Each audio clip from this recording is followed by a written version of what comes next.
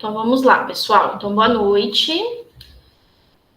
Espero que todos tenham passado um bom feriado, né? Vamos voltar agora para as nossas atividades, né? Se tem algum aluno que não me conheceu nas 2 aulas anteriores que nós tivemos, meu nome é Maria Carolina, sou fisioterapeuta de profissão, né? A proposta é desses encontros que nós vamos ter com o curso, né, tecnólogo de gerontologia e de ACS, tá? A proposta da gente conversar um pouquinho sobre primeiros socorros, né, pensando na situação que tem alguns dos cursos que tem um pouco mais de contato, outro um pouco menos na grade, para a gente poder ou relembrar, né, ou aprofundar algumas dessas temáticas que vocês veem, tá? Sei que varia um pouco aqui, né? Tem alunos que estão um pouco no começo, outros que já não iniciaram já faz tanto tempo assim, tá? E eu peço para, se possível, né, abrir o microfone quando pode me interromper a qualquer momento, tá? Mas durante a minha fala, se você não tem nada para perguntar, aí fecha o microfone só para não dar interferência, né? Às vezes dá ruído e atrapalha os outros colegas. Bom, então só reforçando o recado que eu já estava conversando anteriormente, né? As nossas aulas ao vivo, elas excepcionalmente são gravadas em um encontro só, tá? Oi, Michele, você não está conseguindo ver a aula? Todo mundo está conseguindo ver a aula? A projeção?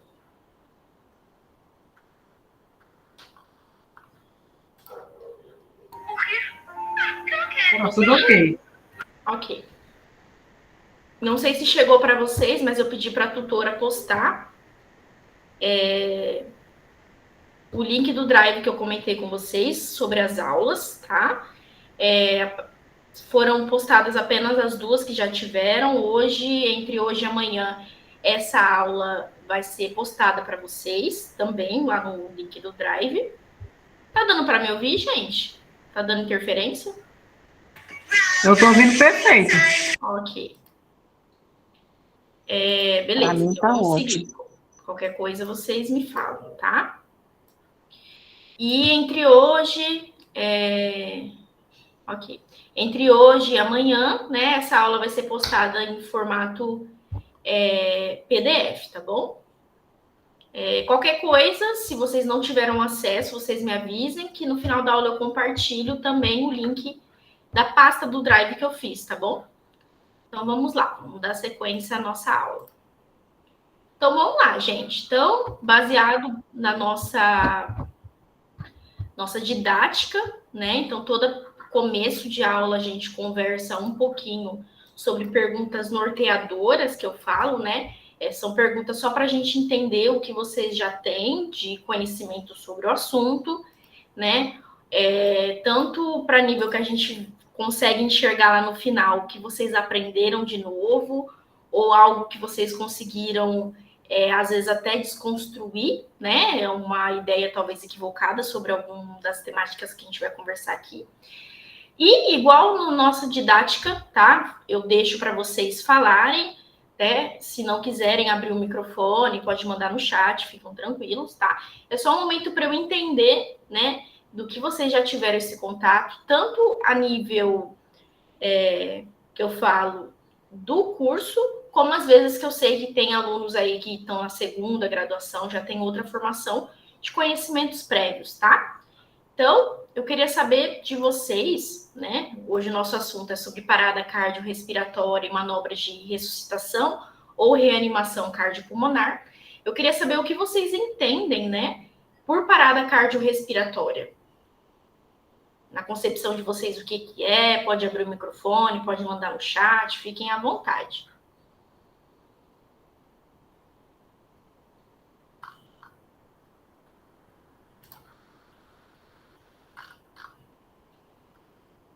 Não tem certo, não tem errado, é o que vocês já viram, o que vocês já ouviram falar. Pode falar, Kátia.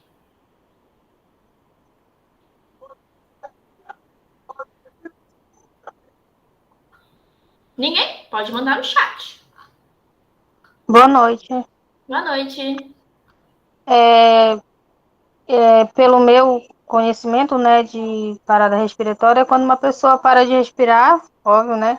E a respiração inadequada, levando à falta de oxigênio no corpo, que pode causar várias razões, né? Como doenças pulmonares, traumas, intoxicação, entre outras. Perfeito, né? A gente vai ver, né, que a parada cardiorrespiratória, né, é uma situação de emergência, que nem vocês já aprenderam comigo, que precisa ter um atendimento imediato, né? E por ser cardiorrespiratória, é onde tem ausência, né, do batimento cardíaco, então você não sente o pulso, né? E também a ausência de movimentos respiratórios. A gente vai conversar as definições certinhas. E você falou, muito bem falado, né? Estão falando aqui no chat, né, que o grande impacto é a falta de oxigenação no cérebro, dano de tecidos e complicações frente, né, a essa parada, né, abrupta do funcionamento do órgão, que é o nosso coração, tá? E a gente vai conversar certinho sobre as causas. Vocês estão falando aqui infarto do miocárdio, falaram problemas respiratórios, a gente vai conversar certinho, tá? E aí eu queria saber, né, já pegando o gancho, o que vocês entendem por ressuscitação cardiopulmonar ou reanimação cardiopulmonar?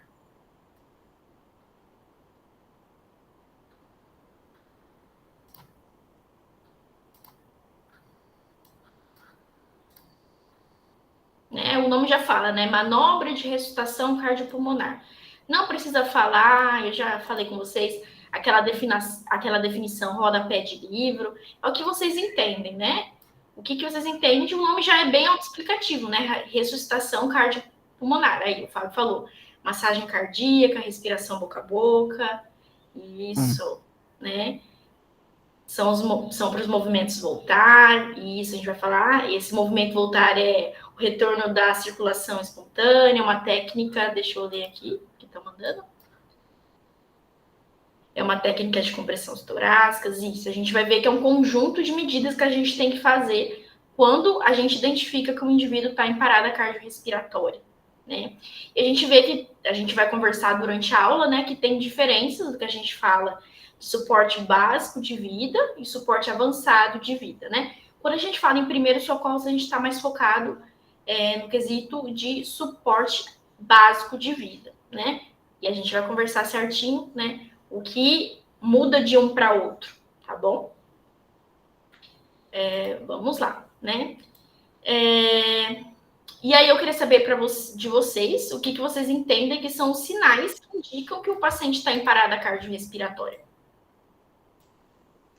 A falta do pulso, né? A ação também, né? Então, já é um indício que a pessoa está no estado crítico. Ok. A Thaís levantou a mão, se quiser contribuir, fica à vontade. Respiração irregular. Isso. A falta de consciência também. Ok, perfeito. Inconsciência. Tô gostando de ver isso aí, gente.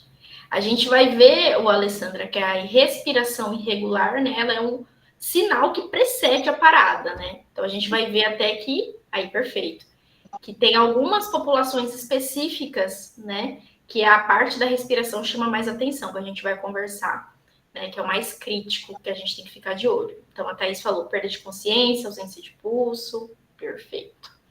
Isso aí, pessoal. E aí, né, eu vi que vocês mandaram um monte no chat, infarto do miocárdio, né? Eu queria saber, na concepção de vocês, tá? Quais são as principais causas de parada cardiorrespiratória?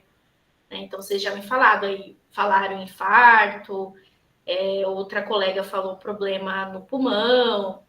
A gente vai conversar sobre a sudorese também, que é Nayara, que é um sinal que precede, né? Então, tem alguns sinais que precedem que indicam aí que a parte cardiorrespiratória está entrando em falência e tem que ficar em vigilância com esse paciente, tá? Voltando, né? Quais são as causas principais de parada cardiorrespiratória na concepção de vocês?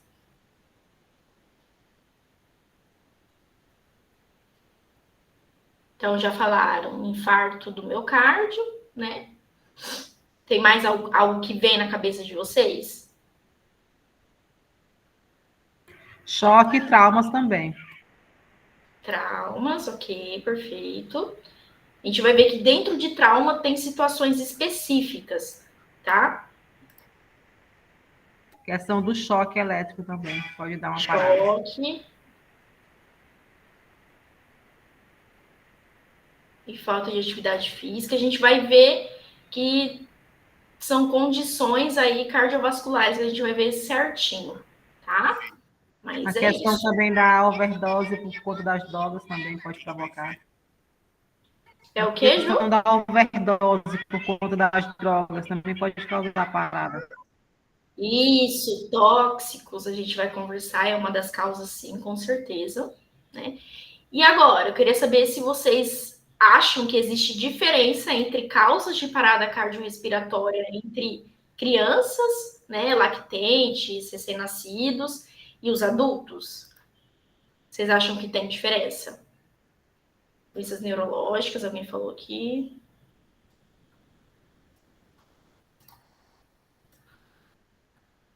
Thaís, Kelly, quem levantou a mão pode falar.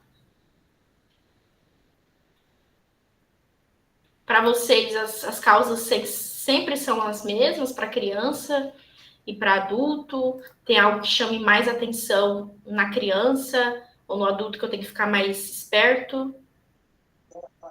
Prof, a doença respiratória, a gente vai conversar, doença respiratória, sim, a gente vai ver que problemas respiratórios na população infantil é mais alarmante, né? A gente vai conversar certinho sobre isso. É um fator predisponente que chama mais atenção da gente ficar em vigilância, né? Que a gente vai conversar geralmente na população adulta, né? O coração falha, e consequentemente o pulmão falha. Na criança é ao contrário, né? Geralmente tem alguma causa respiratória, afogamento, engasgo, que aí a criança entra em hipóxia muito facilmente, né? Essa falta de oxigenação aí atrapalha o funcionamento do miocárdio e aí o coração para de bater, né? Então já tá dando spoiler para vocês. Então tem diferença das causas, tá? E dos sinais de alerta entre adultos e crianças, ok? Broncoaspiração, ok. Beleza. E eu queria saber se vocês sabem o que é o DEA, né? Pela sigla, se vocês sabem o que é o DEA e qual que é a importância dele durante a parada cardiorrespiratória. Que a gente vai falar bastante PCR, RCP, né? Que são aí a gente usa no nosso cotidiano, tá? Então, PCR, parada cardiorrespiratória, RCP, ressuscitação e reanimação cardiopulmonar. Vocês sabem o que é o DEA? Boa noite. Boa noite. O DEA é o não vou conseguir falar essa palavra enorme. Desfibrilador. Isso. Externo É o automático? Externo Extenso automático? Perfeito. É isso? Exato. Né? Que que eu tenho muita geralmente dificuldade para para pronunciar palavras muito grandes. Não, tranquilo. Você falou certinho. Desfibrilador, né? Externo automático, né? Que é diferente daquele que a gente vê, sabe, em série, que passa o gel, coloca e dá o choque no paciente. O DEA, ele é idealizado para qualquer pessoa ser capaz de administrar em uma situação aí de parada cardiorrespiratória, tá? É aqueles com os adesivos, tá? Ele é muito intuitivo, então até os leigos podem usar, né? A gente vai conversar que no Brasil isso é menos comum, né? Por uma cultura mesmo, insegurança mesmo da população, mas a nível exterior é se difundido mais, né? Então, a gente sabe que locais de grande fluxo de pessoas, shopping,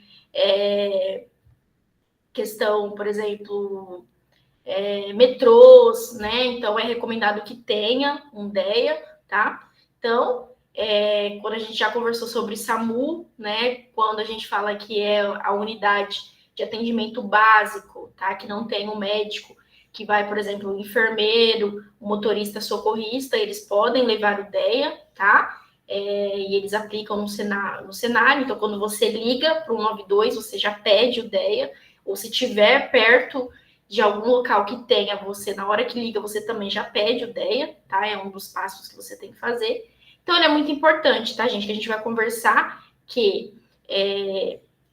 a American Heart Association, ela traz a desfibrilação precoce como aumento da taxa de sobrevida dos pacientes que estão em PCR, tá? Porque a gente vai conversar que tem 4 ritmos de parada, tá? Aí, perfeito, a Alessandra falou aeroportos, perfeito, tá? Então, locais com grande fluxo de movimentação de pessoas, se recomenda, tá, ter. Então, a gente vai ver que tem 4 ritmos de parada, 2 deles são chocáveis, que a gente fala, que o uso da desfibrilação, ela é indicada, tá? E tem 2 que não, que só outras medidas, tá? Compressão que vocês já falaram, ventilação, administração de drogas, tá? O que é recomendado para tentar fazer esse paciente retornar à circulação espontânea, tá? Que é voltar a ter pulso, né? E posteriormente acordar, ok? E eu queria saber, né? Se vocês sabem se tem algum cuidado específico num paciente pós-ressuscitação cardiopulmonar, tem algum cuidado específico que tem que ficar com esse paciente, né? A nível de hospital, né? Que dificilmente o paciente não vai ser encaminhado para o hospital, não vai fazer exame para tentar entender qual foi a causa dessa parada cardiorrespiratória. Vocês acham que existe algum cuidado específico? Tem que continuar monitorando a respiração e também a saturação, né, do paciente.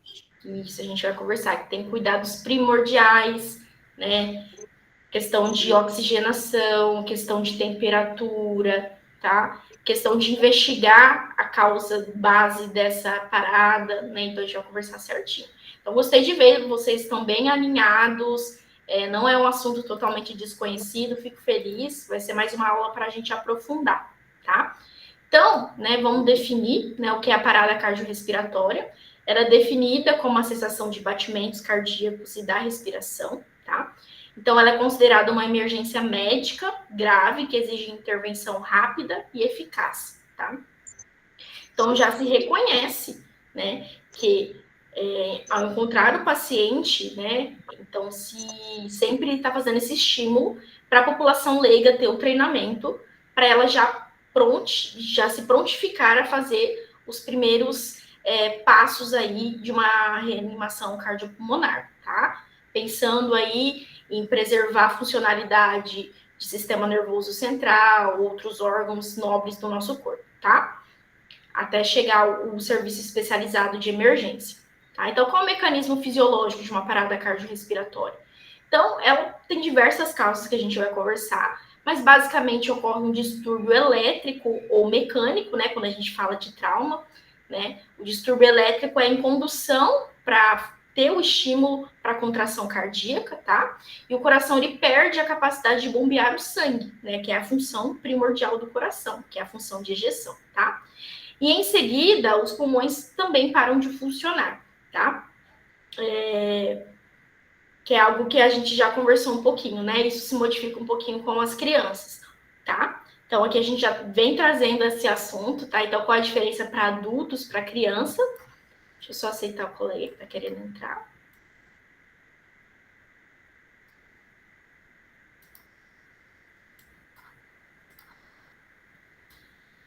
Bora lá.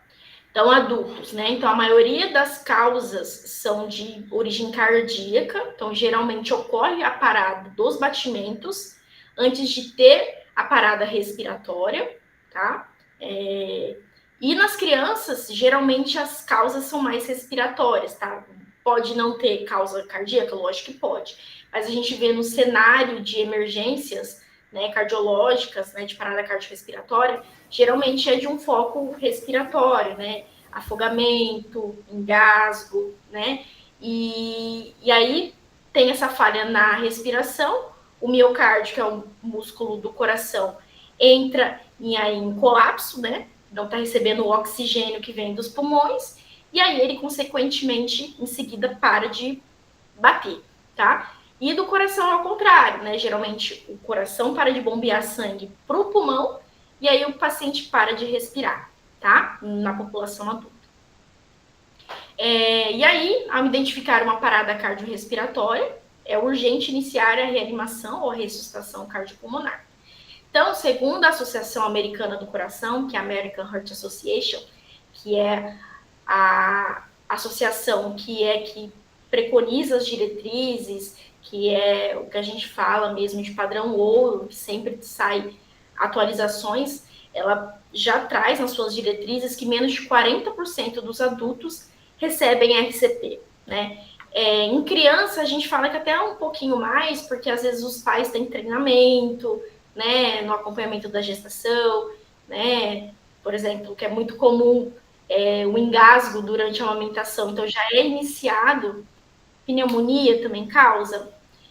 A gente vai conversar um pouquinho, a pneumonia isolada não, né, mas se for uma pneumonia severa, que a gente fala que evolui para uma sepse, né, que a sepse é aquela famosa infecção no sangue, que tem aí disfunção de diversos órgãos, e o paciente entra em choque, que a gente fala, que é hipovolêmico, aí sim é uma causa de parada cardiorrespiratória. Uma pneumonia leve em si não é suficiente para poder gerar aí uma parada cardiorrespiratória, tá? Vamos lá. Perfeito. Então, a American Heart Association traz que essa porcentagem é baixa, né, 40%, e a aplicação precoce e correta da RCP, ela pode ser decisiva para salvar vidas e para evitar complicações, né, gente? A gente sabe que cada tempo que o cérebro fica sem oxigênio, né, mais são as condições mais debilitadas que o paciente pode vir a ter, né? Ok. Então, que nem a gente já conversou um pouquinho, quais são os sinais clínicos, né, para você identificar que um paciente de fato está em uma parada cardiorrespiratória, né? Então, a ausência de movimentos respiratórios, né? Primeiro a gente checa o nível de consciência. Vamos voltar um pouquinho atrás. Então, a gente checa a responsividade desse paciente, né? Então, esse paciente está respondendo, né? Às vezes ele não responde verbalmente, mas às vezes um estímulo doloroso, ele consegue exacerbar algum movimento, né, doloroso, tá com nível de consciência rebaixado, mas tem alguma resposta, então esse paciente, apesar de ter um nível reduzido, ele ainda responde, tá? Outro sinal é a ausência de movimentos respiratórios, né? Então a gente não vê o movimento do tórax, né, a expansibilidade da inspiração e da expiração, ou se às vezes eu tenho dificuldade de visualizar, né, às vezes eu não consigo sentir, né, ouvir a respiração do paciente, tá? E outro sinal é a ausência de pulso, a gente fala aqui em grandes artérias, né, a gente, geralmente, a American Heart Association traz as carótidas e a femoral, tá? A nível de profissionais, tá, que a gente tem esse contato, mas a nível de leigos, só a falta da responsividade e ausência aí de movimentos respiratórios, né, já indica que ele deve iniciar a RCP, tá? Porque às vezes o paciente não sabe checar pulso. Então, já viu que o paciente não responde, não vê que o tórax expande, então, antes uma massagem cardíaca do que nenhuma, tá? Então, o máximo que pode acontecer, se às vezes não tem certeza, é do paciente levantar, né, e pronto, não estava em parada cardiorrespiratória, mas a nível de profissionais de saúde, a American Heart Association traz para checar os pulsos em grandes artérias, então carótida e femoral, né? Para a gente, na rotina, é mais fácil checar a carótida, é uma artéria um pouco mais superficial do que a femoral, e geralmente é uma situação que é uma região que já está desnuda, que não tem outros adornos que podem atrapalhar a gente checar isso, tá? Então, basicamente, são esses 3 sinais. E quais são os sinais que precedem, né? Que às vezes são sinais que já indicam uma condição que pode evoluir para uma parada cardiorrespiratória. Significa se eu tiver com tontura eu vou parar? Não, tá? Então, são conjuntos de sinais, né? Uma condição clínica que está deteriorando, que me indicam que esse paciente ou algum familiar de vocês, né? Precisam aí de atenção, tá? Então, a gente fala de dor torácica, a gente fala de sudorese, teve alguma colega que falou pra gente no chat, né? Palpitações pré-cordiais, né? Palpitação no coração, né? Tontura, Alterações neurológicas, né? Paciente muito sonolento, muito agitado, pouco responsivo, já são sinais que eu tenho que ficar em cima, né? E quando a gente fala em cenários de trauma, quando eu tenho uma parada de um sangramento prévio, então aquele paciente que estava sangrando, estava responsivo, né? E do nada ele para de sangrar. Então isso significa que esse paciente está entrando em choque, que a gente fala de hipovolêmico, né? Reduz aí a circulação do sangue e o meu coração vai falhar. Tá? Beleza.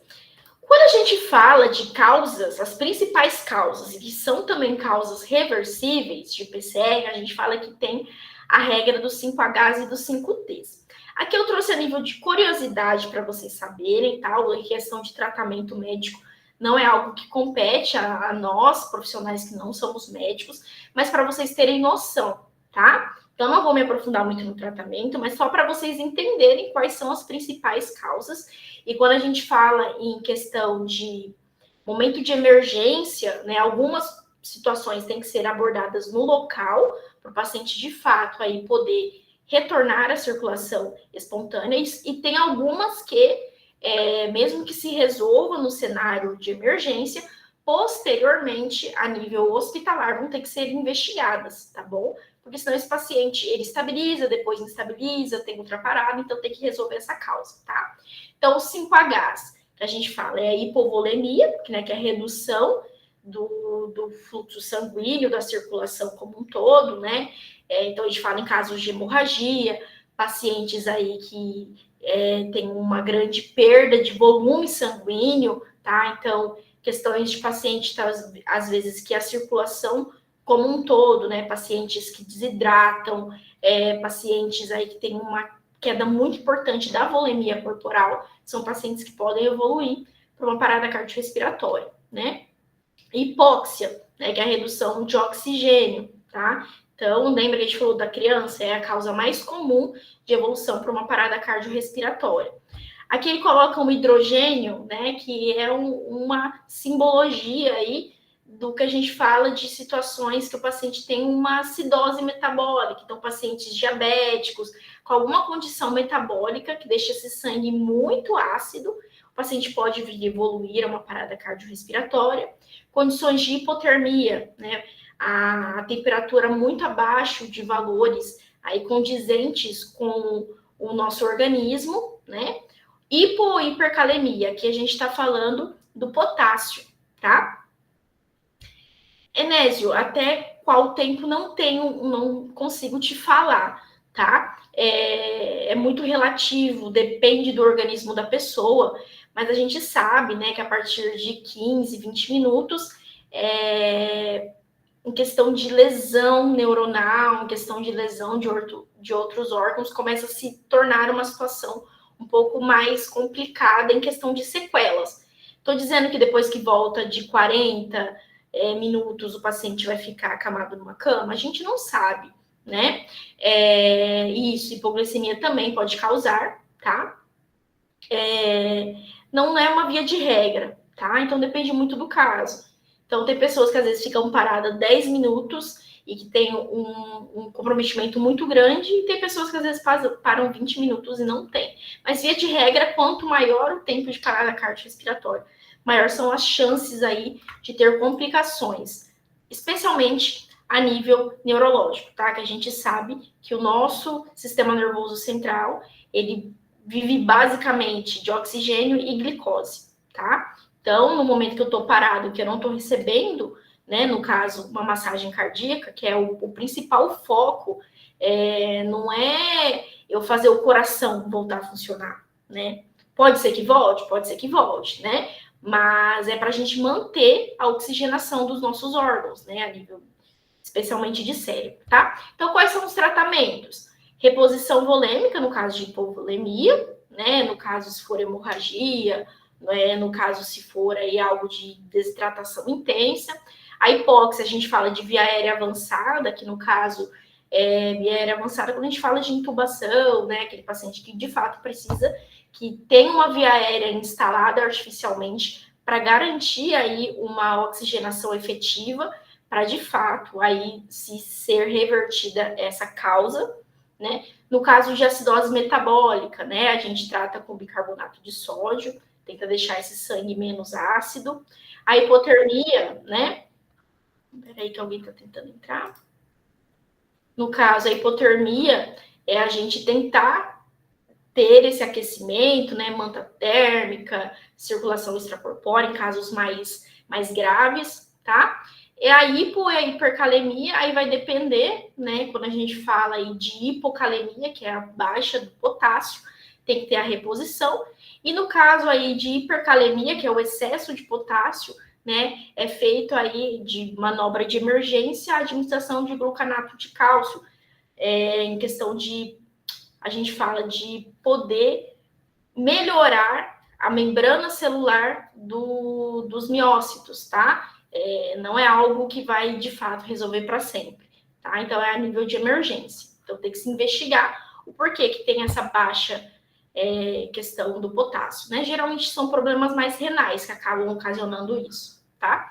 E os 5Ts, o que são, né? Então, aqui tem o tamponamento cardíaco, né? É quando a gente fala que em volta do coração fica cheio de sangue, então isso compromete a capacidade dele de poder bombear, ejetar sangue.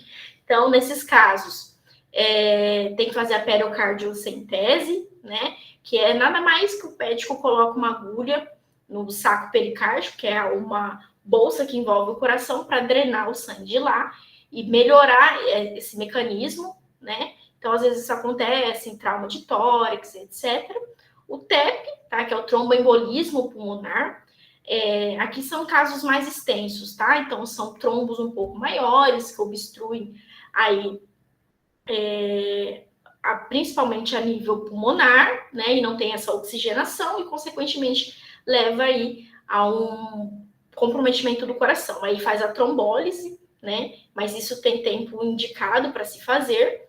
A trombose coronariana, né, que é o conhecido como infarto agudo do miocárdio, nós podemos dizer que a causa mais frequente de paradas cardiorrespiratórias é o infarto agudo do miocárdio. Dependendo da extensão do infarto, do tempo que é feito esse socorro, tem-se indicação da angioplastia coronária, né, que é o stent, que a gente fala, o cateterismo, tá? Para poder aí fazer essa perfusão aí do miocárdio e poder, de fato, melhorar, tá? Você vai fazer isso no cenário de emergência? Não, né? Isso é a nível hospitalar, tá? A tensão do tórax, né? Que é o pneumotórax hipertensivo. O pneumotórax, não sei se às vezes é um termo novo para vocês, é quando onde, né, deveria ter só líquido, que é entre as nossas pleuras, que permitem a expansão do nosso tórax, por algum trauma entra ar. E esse ar, né, quando a gente fala especialmente a nível de trauma, né, que aí eu tenho uma ruptura a nível de costela e, consequentemente, parênquima pulmonar também, a cada inspiração vai entrando mais ar e esse pulmão vai sendo mais comprimido. Por isso que a gente fala de pneumotórax hipertensivo, né? Vai tendo uma pressão muito grande no tórax, isso dificulta o bombeamento do coração e o paciente evolui aí para uma parada cardiorrespiratória, tá? Então, esse daqui é uma emergência muito importante que tem que ser drenado, né? O profissional, o médico, ele mesmo lá no cenário da parada cardiorrespiratória, se ele identifica que foi por isso, ele já tem que fazer essa drenagem, tá? Para, de fato, ter expansão do pulmão, né? E o paciente voltar a conseguir bombear o sangue espontaneamente, tá? E o tóxicos, que a nossa colega falou, drogas, aqui não é só a nível de drogas ilícitas, a gente fala também de medicamento, tá? Então, tentativas de autoextermínio, né? Tentativa de suicídio, ou mesmo overdoses, isso acaba levando aí a rebaixamento do nível de consciência, broncoaspiração, entre outras complicações, e a parada cardiorrespiratória, tá? Então, o tratamento, se consegue se identificar naquele momento, por exemplo, qual foi o abuso de alguma droga ilícita, ou qual foi o medicamento que foi utilizado, né? O próprio médico tem algumas medicações que a gente fala que são antídotos, né? Antagonistas, né? daquela droga para, de fato, se cortar o efeito para o paciente conseguir aí ter essa melhora, tá? Mas às vezes no local ninguém viu o que aconteceu, né? Às vezes se for algum medicamento, não tem conhecimento e etc. Vamos lá.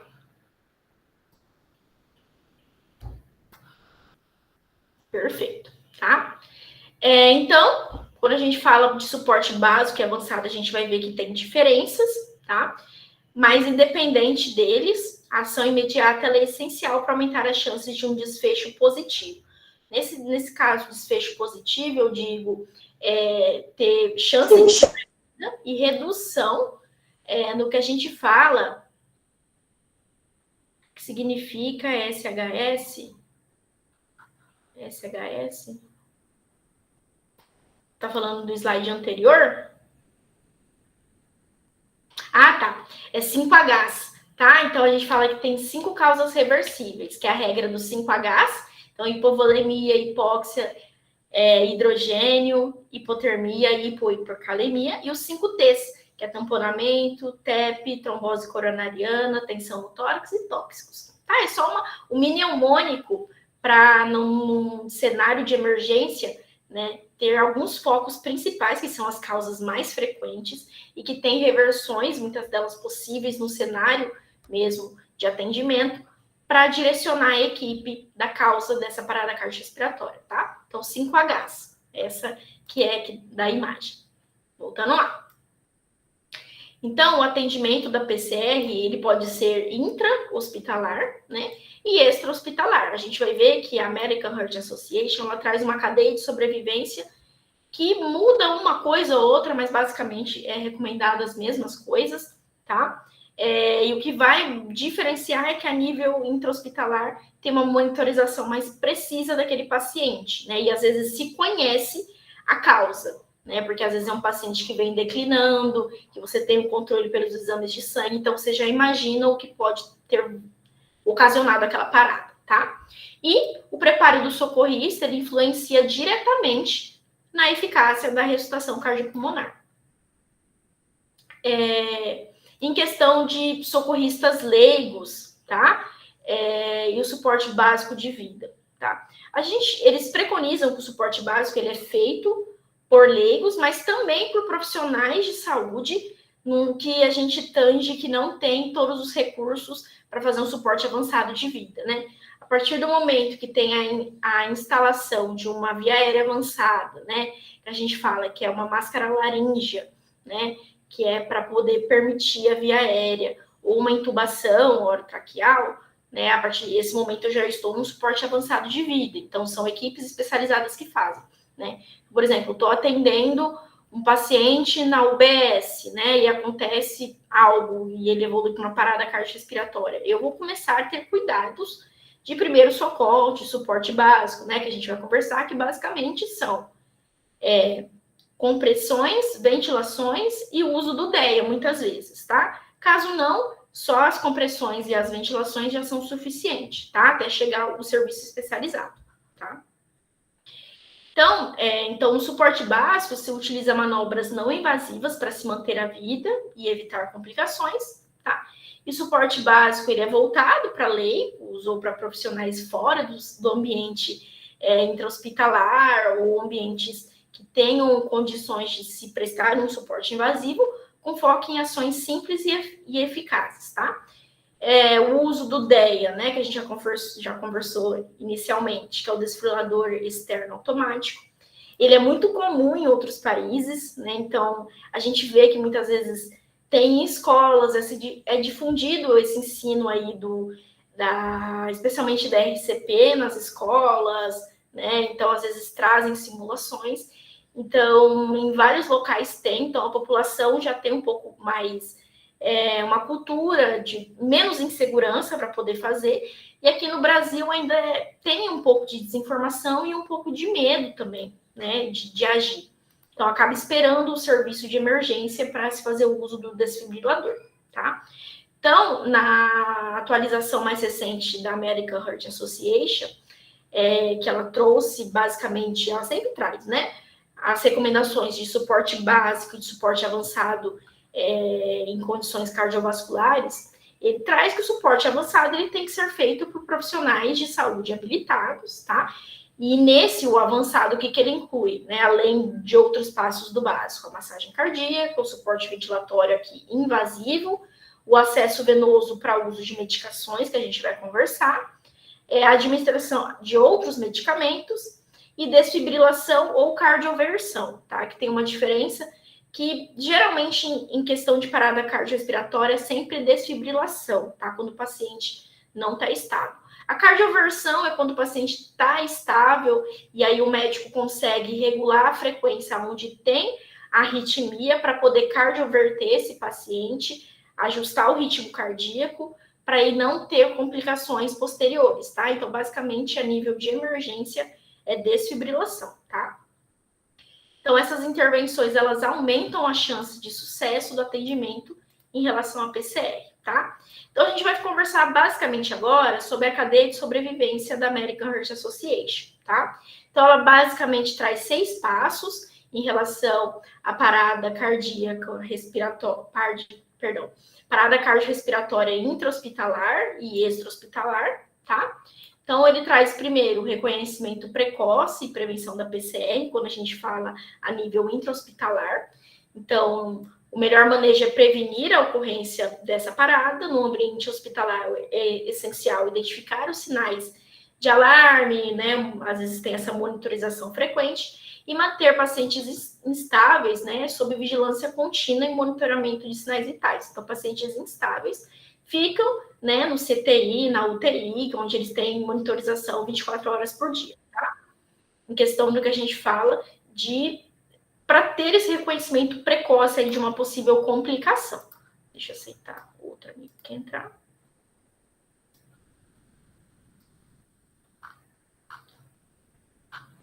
Mais alguém está tendo um problema com áudio, gente? A Daniele falou que o áudio está cortando, mas alguém está tendo dificuldade? O meu, mais ou menos. Mais ou menos? Sim, às vezes dá interferência. Mas está dando para compreender? Se faltar alguma informação... Sim, para compreender, tá dando para compreender, porque eu acho que às vezes tem pessoas que ligam o microfone aí dá interferência. Interferência. Entendi. Se passar alguma coisa, tá? Uma informação que falhou, vocês me falam, que vocês tiverem dúvida, pode ficar à vontade, tá, gente? Bora lá.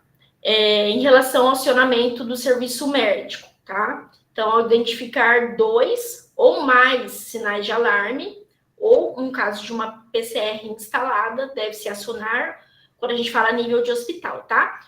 Times de resposta rápida, que são as equipes especializadas, né? Não é todo o hospital que tem isso, tá? A gente está falando em grandes hospitais, tá? Hospitais que utilizam códigos para organizar atendimento, o código amarelo aciona a equipe de pacientes com alto risco, e o código azul aciona a equipe para atendimento imediato em pacientes já em vigência de parada cardiorrespiratória, tá? Então, não sei se alguns de vocês já assistiram, por exemplo, Grey's Anatomy, né, que às vezes fala código azul, né, o paciente que já evoluiu uma parada cardiorrespiratória, tá? Então, grandes hospitais têm uma equipe específica para atender situações aí de parada cardiorrespiratória. A nível de extra-hospitalar, o acionamento do serviço médico é ligar, né, para 192, onde, né, tem toda a cidade, se não tem o SAMU, tem o SAMI, né, ou 193 para o Corpo de Bombeiro, quando não se tem a vigência desses serviços, tá? E vamos falar aqui sobre a RCP de alta qualidade, tá? Então, não é só apertar o tórax do paciente e já tá tudo certo, é isso mesmo, tá?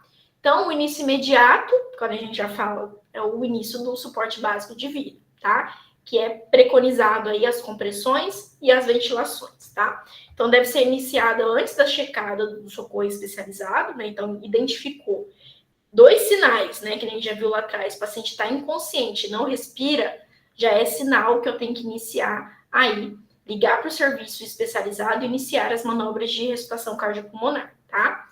Então, se inicia após a confirmação, ausência de movimentos respiratórios, pulso e batimentos cardíacos, tá? Em inconsciência também.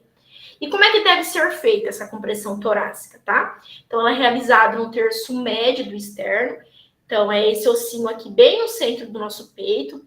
No final da aula, eu vou colocar um vídeo para vocês verem, tá? Que é um vídeo que foi o próprio SAMU do Distrito Federal, que tem no YouTube, tem vários vídeos no YouTube também, que você consegue ter uma percepção melhor, tá? Então, tem a linha mamar, tá? Então, a gente coloca um pouco abaixo dela e a gente consegue colocar uma mão entrelaçada entre a outra. A gente recomenda que seja a mão dominante por baixo, que é onde vai ter um pouco mais de precisão.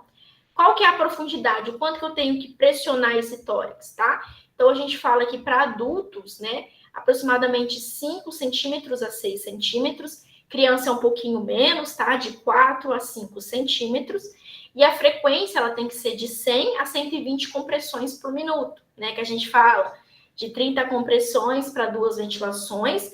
Só que isso é 5 ciclos, tá? Para dar os 2 minutos que a gente fala, para checar o pulso novamente, ver se a vítima está respondendo. Se não, iniciar tudo novamente, tá? Então, quando a gente fala de promover essa profundidade de 5 centímetros, de 5 a 6 centímetros, não é fazer ela descontroladamente, a gente tem que esperar esse tórax retornar para a gente mimetizar a função do coração, tá? Então, o nosso coração, ele enche de sangue, bombeia, enche de sangue, bombeia. Então, a gente tem que deixar esse tórax retornar para ter tempo do coração voltar para a câmara cardíaca, tá? Então, a gente tem que permitir o completo retorno do tórax a cada compressão.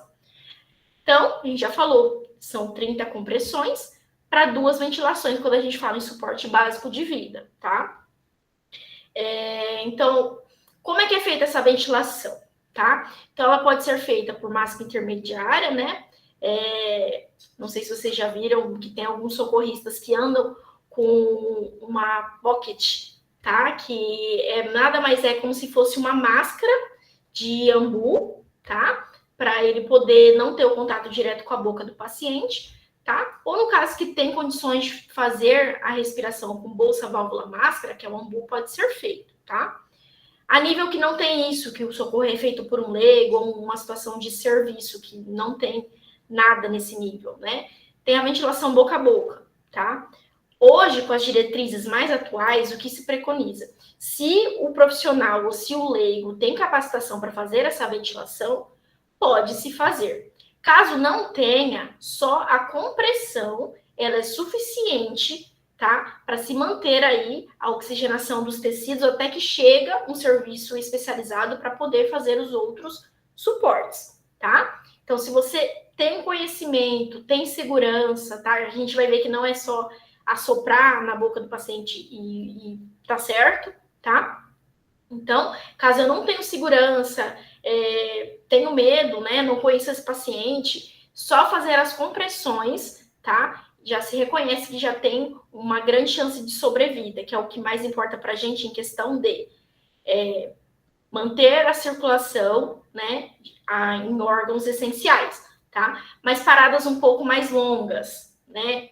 Ou em questão de crianças, que a gente já conversou, que a principal causa de parada são por problemas relacionados a pulmão, né, a parte ventilatória, aí a gente tem que preconizar, sim, fazer a ventilação boca a boca ou usar algum outro meio, né, como o ambu, se tiver disponível, até chegar ao suporte aí de emergência para a gente, tá? Então, qual é a recomendação? O ritmo são 30 compressões seguidas por 2 ventilações, né? Então, uma ventilação a cada 6 segundos. Quando a gente fala em suporte avançado de vida, que o paciente já está com via aérea, né, está entubado, ou está usando uma máscara laríngea, tá? Se vocês nunca viram máscara laríngea, depois me lembram o final da aula que eu mostro para vocês, tá? Então, a gente faz o que a gente fala de ventilação síncrona. Então, eu não preciso parar de fazer a compressão para ventilar o paciente, tá? Então, a cada 6 segundos é feita a ventilação desse paciente, tá? Então, a pausa entre os ciclos, elas devem ser usadas para alterar o socorrista e também para checar se o pulso retornou, tá? Então, aqui a gente vai falar um pouquinho lembra que a gente falou? São de 5 a 6 centímetros que a gente tem que aprofundar esse tórax, tá? Não tem que ser muito mais profundo que isso e nem tão superficial, senão a gente não comprime essa câmera e não consegue bombear esse sangue que está parado no coração para atingir os nossos órgãos, tá? A recomendação é que é feita com a nossa região mais gordinha da mão aqui, tá? A outra recomendação é a vítima sempre num ambiente estável, que eu fique numa altura superior a ela, né? Então, por exemplo, encontrei um paciente parado, sentado, né? Então, eu retiro esse paciente desse ambiente, deito ele no chão, né? E aí eu tenho que ficar nessa posição aqui, quase de 90 graus, de ombro com o meu tronco, os cotovelos sempre esticados, então não é aquele como se eu estivesse fazendo flexão na academia, não, porque a partir do momento que eu deixo o meu cotovelo esticado, eu estou garantindo que o meu peso corporal está indo para aquele tórax. E outra coisa, eu evito de ficar fazendo movimentos desnecessários com a musculatura do meu cotovelo, que vai gerar com que eu me canse mais rápido, tá? Então vai ser uma compressão mais efetiva, tá? Então, braços esticados, então vai fazer um movimento de sobe e desce, tá? Tentar manter aí uma compressão de 100 a 120 compressões por minuto. Não sei se vocês já viram, né? Que muitas vezes sair uma música um pouco diferente, que eles veem que tem o ritmo da RCP, eles falam, né? Eles têm a live do Bee Gees ou Baby Shark, né? Que tem o ritmo que tem que ser a compressão, tá? Tem hoje em dia muitos aparelhos, aplicativos, né? Que te ajudam a manejar nesse caos que muitas vezes se instala no ambiente, mas tem que ter calma, tá? Então, ele ajuda a você ter noção do tempo, né?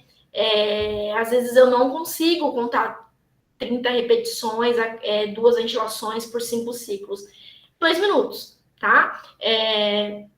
Então, é feito dessa forma, tá? Então, aqui tem outra imagem mostrando para vocês o posicionamento do socorrista. Então, linha intermamilar, né? A gente fala aqui o externo, uns 2 dedos abaixo, tá? E quando a gente fala de ventilação, a gente fala que é muito importante algo, tá? Pacientes inconscientes, o que causa, né? A gente fala que muitas vezes a obstrução à passagem de ar é a queda da base da língua, né? Então o paciente relaxa, então ele relaxa o corpo como um todo, né? Porque ele tá desacordado, inconsciente. Então, essa queda da base da língua, ela dificulta a passagem de ar. Então, a gente tem que fazer um movimento de cervical para desobstruir essa língua que está atrapalhando a passagem de ar, para poder aí fazer a respiração, seja tanto boca a boca ou com a administração aí da bolsa máscara válvula, né, que é um ambu. Então, você vê que faz esse posicionamento da mão, né, que a gente fala em E, né, e em C também, tá, para segurar a máscara, promovendo aí, que a gente fala de hiperextensão cervical, tá? Então, não é só deixar o paciente lá com a base toda da língua obstruindo a passagem de ar, porque não vai adiantar você fazer a ventilação se ao mesmo tempo que você está promovendo a oxigenação, 50% dela está sendo obstruída pela língua, tá? Então, são coisas que a gente precisa se atentar. Bom, e a verificação periódica, que nem eu falei, a cada 2 minutos ou 5 ciclos de 30 compressões para 2 ventilações. Tem que checar o pulso e ver se tem sinais aí de retorno da circulação, tá? Tem mais alguém querendo entrar?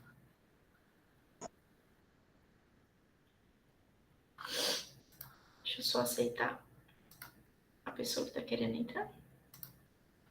Ok? Vamos lá. Então, quais são as funções recomendadas, né? Se mesmo que você não está numa equipe de atendimento de emergência, mas tem mais de uma pessoa num cenário de parada cardiorrespiratória, quando eu tenho 2 socorristas, né? E são pessoas que têm noção aí, ou um treinamento básico de ressuscitação cardiopulmonar, né? Um pode ficar só na compressão e outro na ventilação. Quando eu falo de cenários aí a nível que tem um ambu, né? Que aí precisa de uma condição um pouco mais estável para fazer essa ventilação, tá? Se você estiver sozinho, né? Se o socorrista estiver sozinho, ele vai alternar entre as compressões e a ventilação. Então, 30 compressões para 20 ventilações. Você faz o quê, Maria? Como assim, Kelly?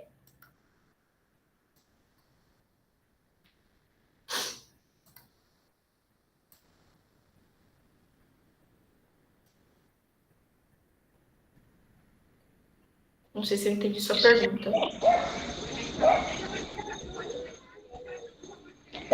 Não, é porque a menina perguntou lá se é coisa do grupo, entendeu? Aí esse que ela perguntou. Ah, Aí por isso que eu fiz a pergunta. entendi. Tá. Aí o grupo vocês podem se organizar, tá? Ficam à vontade. Desculpa. Vamos lá. Tem mais alguém querendo entrar?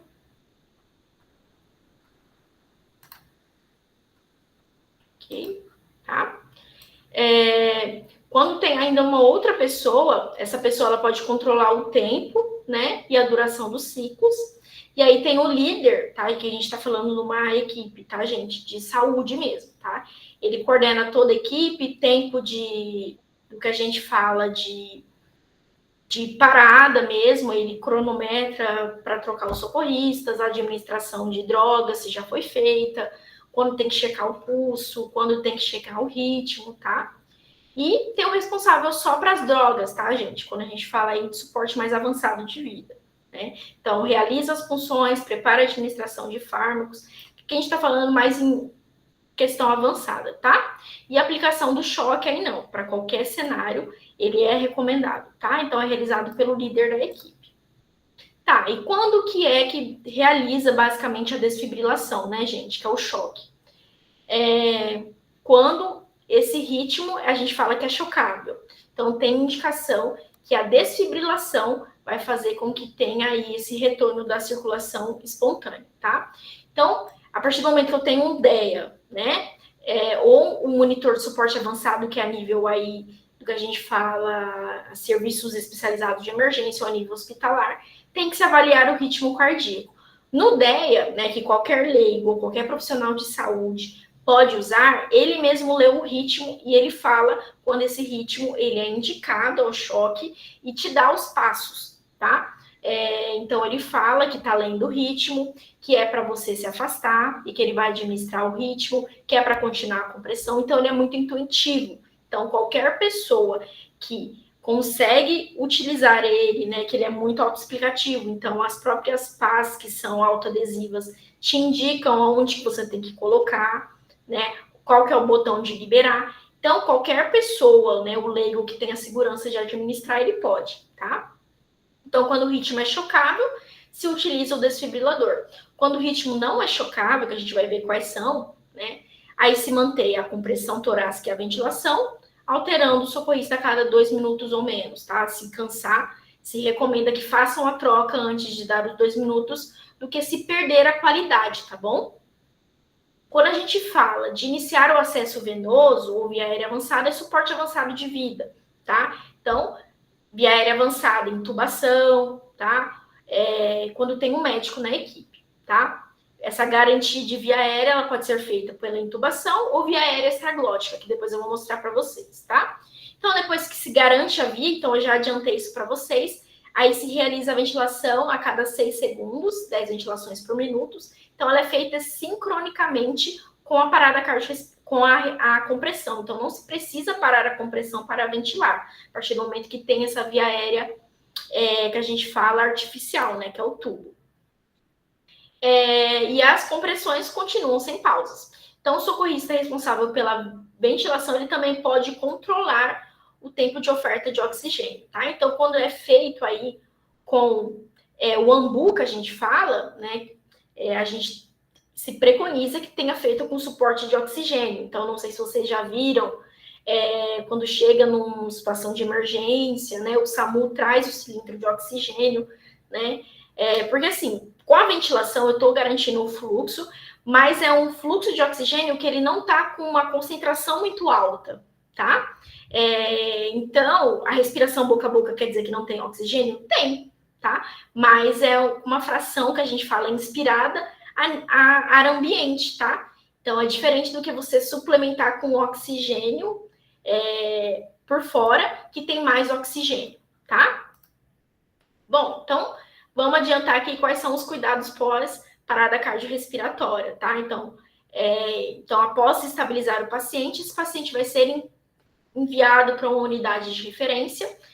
Pode ser uma UTI, né? Quando tem, a gente, às vezes, os pacientes que a gente fala vaga zero, né? Que é um paciente muito grave, que mesmo que não tenha leito no hospital, o hospital vai ter que dar um jeito de admitir.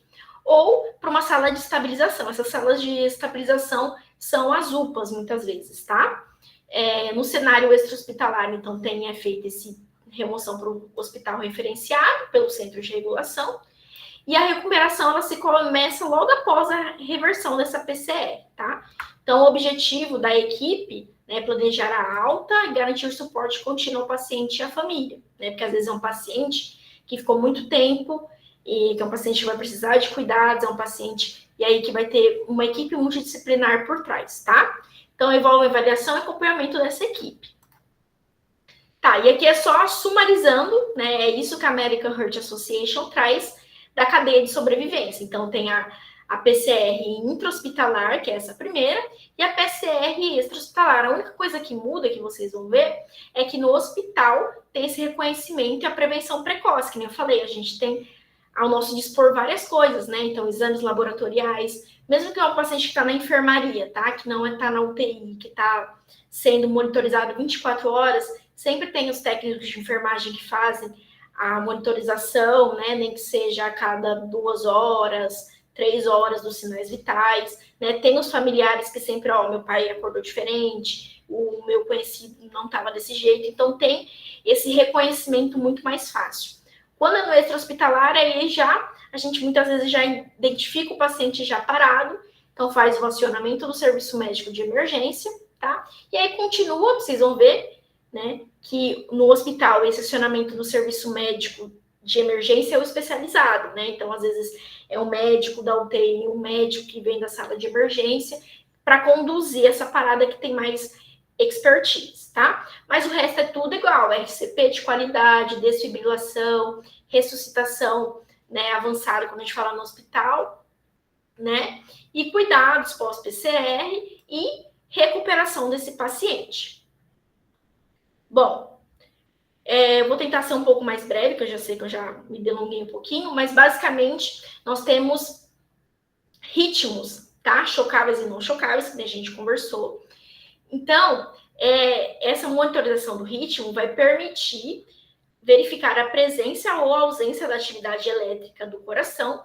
E com a monitorização, né, quando a gente fala a nível extra-hospitalar, né, pelo DEA, ou a nível intra-hospitalar, por aí monitores mais específicos, identifica qual dos quatro ritmos específicos da parada tá? Então, a gente tem 4.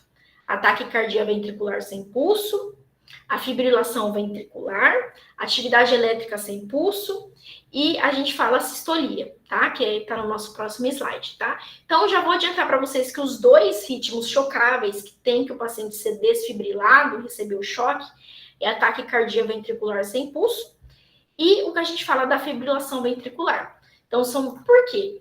Porque são batimentos desorganizados, o coração não consegue bombear sangue, tá? Então, o paciente não vai ter pulso, porque é totalmente anômala como é que está funcionando o batimento desse coração.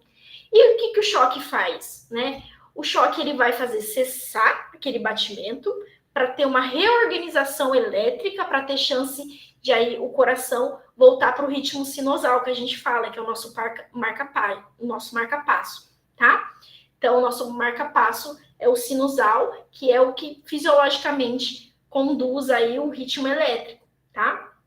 Então, a gente tem algumas ondas que a gente vê no eletrocardiograma, né, que é o QRS.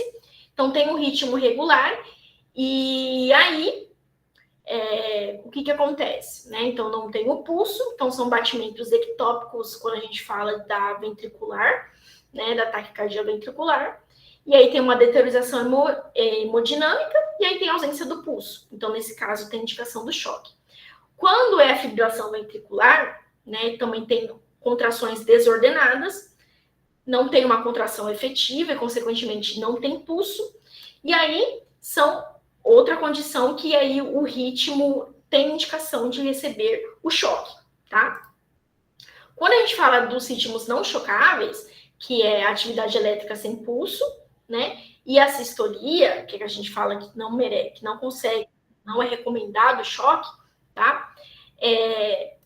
Não sei se vocês já viram, né, em filme, né? Sempre quando o paciente está morrendo, o que vocês vê? O traçadinho reto, né? Que é da sistolia, né? Então, muitas vezes nos filmes, se vocês agora tiverem essa aula, talvez vocês vão identificar. Então, às vezes o paciente está em assistolia lá no monitor, e aí chega a equipe para dar choque. Não faz sentido, tá? Não é uma situação que tem uma contração desordenada, que o choque vai fazer essa reorganização. Tem uma ausência completa na sistolia, ou quase completa, na atividade elétrica, e o choque não vai ser benéfico, tá? E na atividade elétrica sem pulso, tem uma atividade elétrica, né, que ela é organizada, que você consegue ver o traçado, porém não tem pulso, tá? Então também não se beneficia. Então o tratamento nesses casos vai ser o quê? Né? Então uma RCP de qualidade, né? Compressão, ventilação, administração de epinefrina, que é a adrenalina, ou outras drogas quando se tornam a parada cardiorrespiratória refratária, né? Que não retorna o pulso mesmo com a medida da adrenalina, né? E outras drogas, né? No caso, às vezes se suspeita de uma acidose metabólica, faz bicarbonato. Então, todas aquelas causas reversíveis que a gente já conversou, sempre procurando buscar a causa dessa PCR. Então, aqui coloquei só uma imagem para vocês verem os 4 tipos de parada: fibrilação ventricular, taquicardia ventricular, atividade elétrica sem pulso e a sistolia. Atividade elétrica sem pulso, né? Parece que está normal, mas quando se checa o pulso do paciente, né? Não tem, tá? Então, é algo que não tem indicação de receber o choque, tá? Então, não tem indicação. Então, só outras medidas mesmo. A sistolia, que eu falei, que é o ritmo dos filmes, né? Alguém perguntou alguma coisa? Deixa eu ver aqui. Bom, ô Maria, em relação ao DEA, ele que faz essa checagem. Então, ele que vai ver, a partir do momento que ele vê que o ritmo, por exemplo, ele colocou a pá lá, é um ritmo que não tem indicação de choque, ele vai pedir para você continuar fazendo a massagem e as ventilações. Aqui 2 minutos, né, ele vai identificar de novo o ritmo. E aí, se muda, ele pede para você fazer, tá? A nível hospitalar, né, que a gente tem aí os desfibriladores monofásicos, bifásicos, aí se começa com uma dose, né, de choque um pouco mais alta e depois o médico ele vai aumentando gradativamente, tá? Mas isso é a nível mesmo de conduta do médico. Nós, profissionais não médicos, né, a nível de primeiros socorros e de emergência, a gente se apega ao DEA, né, que ele faz essa leitura e vai nos direcionando, tá? Então, reforçando, só a fibrilação ventricular, vocês estão vendo que tem essa atividade desorganizada, então tem estímulo elétrico, ele é anômalo e por isso o coração não tem uma eficiência de bombear o sangue. Então, quando é administrado o choque, vai se cessar momentaneamente para dar chance desse ritmo voltar a ser o fisiológico, tá? O que a gente chama de ritmo sinusal. A taquicardia ventricular, a mesma coisa, tá? E a atividade elétrica sem pulso, não tem indicação de choque, e a sistolia também não. Bom, aqui é só um fluxograma para vocês terem ideia, que é o que a American Heart Association traz, tá? Então, ela só traz que, aqui traz tanto o nível básico, de suporte básico, como avançado. Ele coloca, né, que já inicia a RCP, vai colocar um monitor ou desfibrilador, né? E aí, logo de imediato, né, já vai ver se esse ritmo é chocável ou não. Então, vocês vão ver que se é TV, né, ou que é a fibrilação ventricular ou a taquicardia ventricular sem pulso, ele já fala para administrar o choque. Então, cada vez mais os estudos trazem que a desfibrilação indicada precocemente, ela tem maiores chances de sobrevida, tá? Agora, se ele identifica que esse paciente tem um ritmo não chocável, aí ele fala para você fazer outras medidas. Então, se administra aí a adrenalina, né? E continua a RCP a 2 minutos. Então, ele vai falando para sempre fazer esse fluxo aí de atendimento, tá? Então, vocês podem ver que, às vezes, o ritmo que não era chocável, ele pode virar chocável, tá? Então, tem que fazer essa monitorização a cada 2 minutos. Então, aqui, só para vocês terem noção dos cuidados pós ressuscitação cardiopulmonar. Isso aqui é só a nível de curiosidade, para vocês saberem, tá? Mas quando o paciente ele tem esse retorno, né, alguns cuidados têm que ser feitos, né? Alguns alunos já falaram, é questão de oxigênio, né? Então, toda a monitorização hemodinâmica tem que ser feita. Então, oxigênio, ajustar para manter uma saturação entre 92 a 98. Então, esse sistema nervoso central não pode mais ter hipóxia, tá, gente? Para não deteriorar mais ainda, tá? Ventilação. Então, quando o paciente muitas vezes vai estar entubado, tá? Então, tem que manter o que a gente fala de gasometria, o CO2, né? Em níveis que não vão levar a um sangue ácido, tá? Então, a gente fala de 35 a 45 milímetros de mercúrio. Pressão. Então, esse paciente tem que estar com uma pressão estável, tá? Pressão sistólica, né? Que é a pressão mais alta, acima de 90, e a média que é feita entre as duas, acima de 65. A gente fala que acima de 65, que é que está garantindo uma perfusão adequada de sistema nervoso central e outros órgãos, tá? E fazer um monitoramento, que é o eletrocardiograma, de 12 variações, tá? Para checar o coração. Então, é feita a monitorização do estado neurológico. Então, se o paciente está inconsciente, o que eles fazem? A American Heart Association recomenda o resfriamento controlado. Por quê? Para diminuir o metabolismo e proteger o sistema nervoso central, tá? Tem equipamentos próprios para isso, para controle de temperatura. E quando o paciente está consciente, tá? Continuar com os cuidados intensivos. Monitorizar temperatura, oxigênio, glicose, fazer suporte respiratório se necessário. E quais são os exames importantes, tá? Então, eu já citei um pouquinho da gasometria, o lactato, que está relacionado aí com questão de suporte de oxigênio no sangue, é um indicador para a gente. Glicemia, os eletrólitos, lembra que uma das causas da parada é o potássio alto ou baixo? Então, vai ver ele, entre outros eletrólitos. Radiografia de tórax, hemograma completo, enzimas do coração, quando a gente fala aí que são pacientes que evoluíram com infarto, você não sabe que foi um paciente que evoluiu por um infarto. Então, a gente faz todo esse mapeamento para descobrir questões de coagulação, quando a gente fala do tromboembolismo pulmonar, tá? E a recuperação, né, e alta hospitalar. Então, ela tem que ser feita por uma equipe completa, tá? E o planejamento, quando a gente fala de alta... Vou botar o microfone ligado, gente. Espera só um minutinho.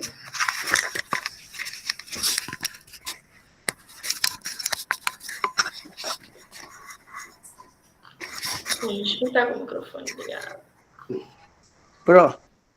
Quando passa... Oi. Beleza. A gente já tá finalizando, tá?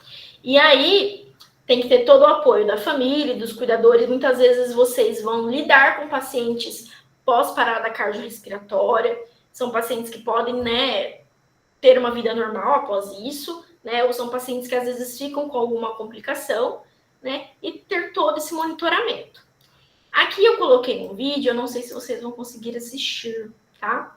É um vídeo bem curtinho, de 5 minutos, a gente já tá finalizando, que é, que eu falei, de uma profissional, uma enfermeira do SAMU, passando basicamente quais são as recomendações aqui, são mais a nível de profissionais não, de pessoas leigas, né? Então aqui ela fala de crianças,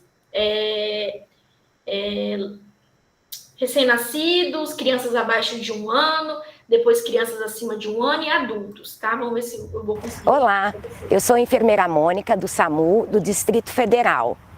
Hoje iremos conversar sobre noções de primeiros socorros para leigos, ou seja, pessoas que não são profissionais de saúde.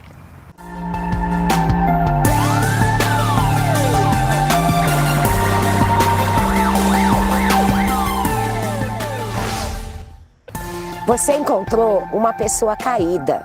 O que fazer? Ajoelhe-se ao lado dela. Imediatamente, você vai chamar essa pessoa e fazer um estímulo de dor. Junte os seus dedos, bata na região da clavícula, chamando: senhora, senhora.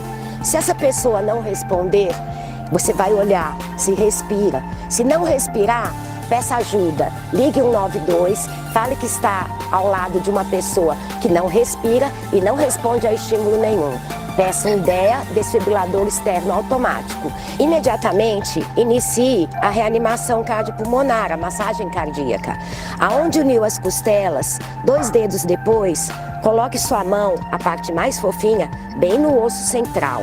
Entrelace seus dedos, estique bem seus braços, ombro e pulso retos e comece a fazer a massagem cardíaca, até que chegue uma equipe para assumir o caso. Como fazer essa massagem, então? Com as mãos no centro, dedos entrelaçados, braços esticados e alinhados, fazer profundamente, rápido, até que a equipe de socorro chegue ao local, ou você fique cansado e não consiga mais fazer, ou até que essa pessoa apresente algum movimento. Caso apresente, vire de lado. Lembre-se, uma massagem cardíaca é sempre melhor do que nenhuma massagem cardíaca.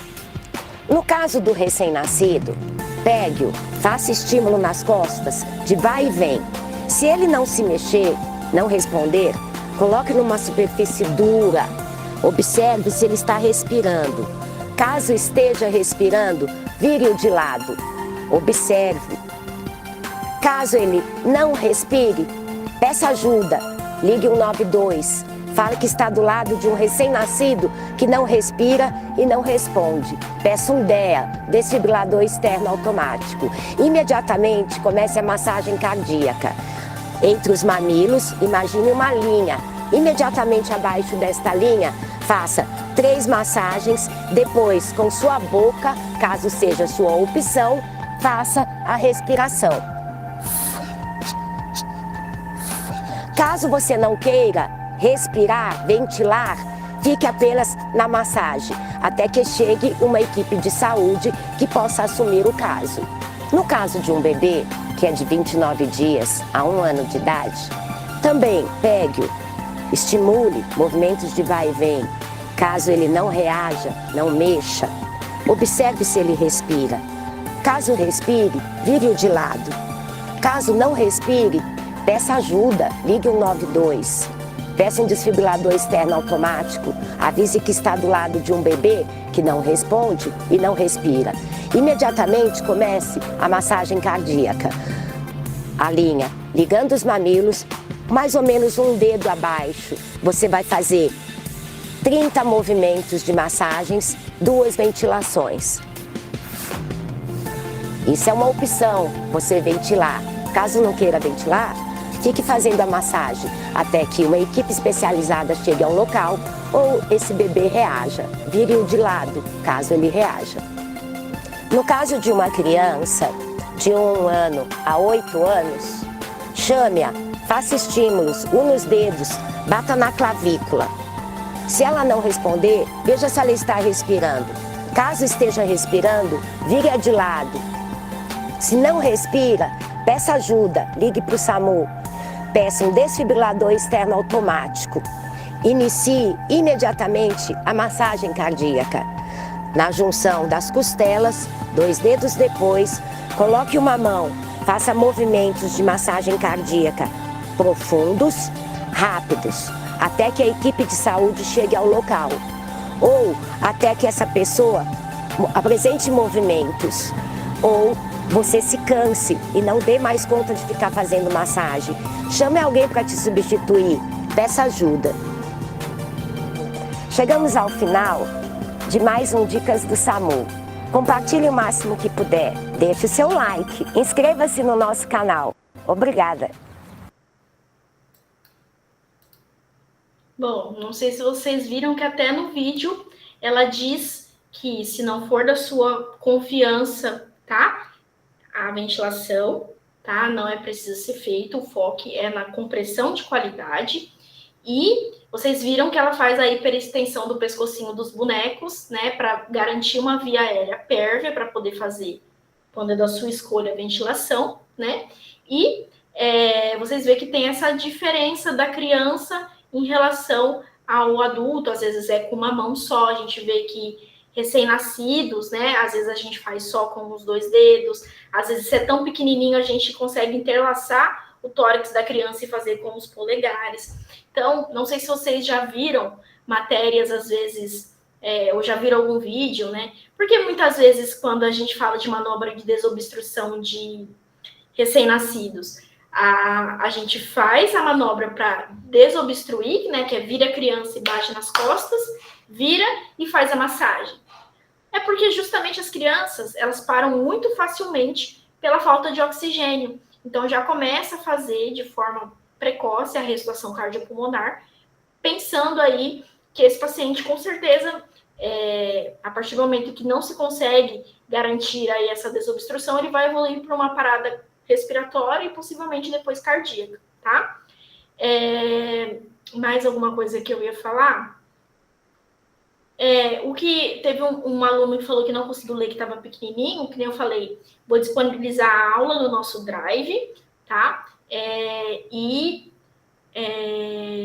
Lá vocês vão conseguir ler melhor. Tanto é que vocês não vão conseguir ver o vídeo igual a gente viu na aula, mas tem o link para vocês poderem copiarem para poder assistir depois novamente, tá? Então, eu vou deixar aqui